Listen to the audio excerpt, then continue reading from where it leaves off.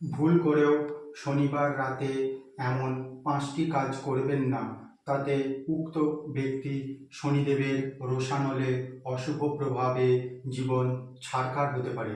সেই কাজগুলি কি কি তা জেনে নিন। শনিদেবকে ন্যায়দাতা হিসাবেই মানা হয়। হিন্দু শাস্ত্র অনুসারে শনিদেব সাধারণত যে কোনো ব্যক্তির কর্ম অনুসারে তাকে ফল প্রদান করে থাকেন। তাই রাজাকে আরও ধনী এবং গরিবকে রাজা করে তুলতে পারেন।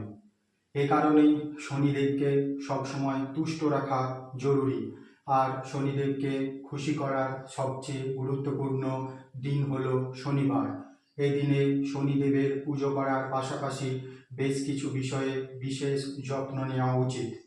ভুল করেও শনিবার রাতে এমন ৫টি কাজ করবেন না, তাতে উক্ত ব্যক্তি শনিদেবের রোষানলে অশুভ প্রভাবে জীবন ছারখার হয়ে যাবে।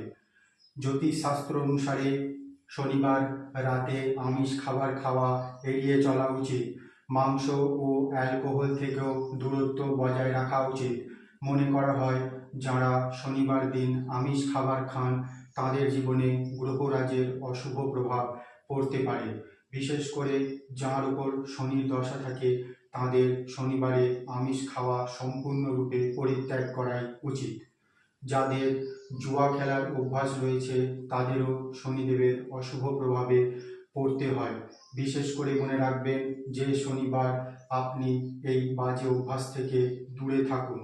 যাঁরা বয়সকাল না ভেবেই সকলকে অসম্মান করেন তাদের ওপর শনিদেব খুব ক্রুদ্ধ হন। বিশেষ করে বাড়ির বড়দের অসম্মান করা চলে না, এমনকি কর্মচারীদের সঙ্গেও খারাপ ব্যবহার করবেন না। এদিন বাড়ির বাইরে বের হওয়ার সময় বাড়ির বড়দের প্রণাম করতে পারবেন, তবেই শনিদেব আপনার উপর সদা প্রসন্ন থাকবে। বিশ্বাস অনুসারে শনিবার অর্থ ধারের লেনদেন করা এড়ানো উচিত।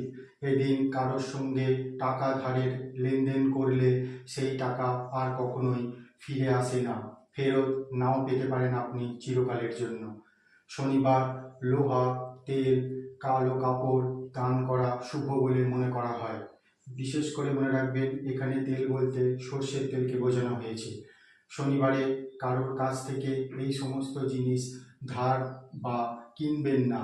বিশ্বাস অনুসারে শনিবারে এই জিনিসগুলির যে কোনো একটি কেনাকাটা করলে জীবনে অনেক সমস্যার সম্মুখীন হবেন আপনি ও আপনার পরিবারের সমস্ত সদস্যরা।